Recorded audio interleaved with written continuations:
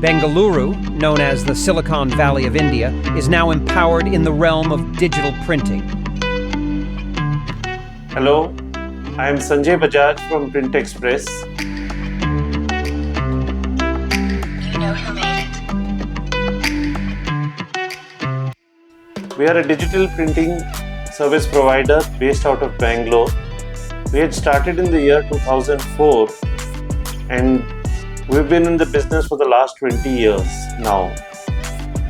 Over the last many years, we've had machines from a lot of suppliers and recently have acquired a Ricoh Pro C7500 digital printer. We had a Ricoh Pro 7100 earlier, and as that had run to its end of life, we have recently replaced that with the new Pro 7500 from Monotech. We provide digital printing services of both color, black and white and large format, and serve a large number of corporates and retail clients in Bangalore city. We find a big improvement in the new Pro 7500 from Ricoh. The quality is very good, the reliability is very good, and color consistency over long runs especially we have found to be very good.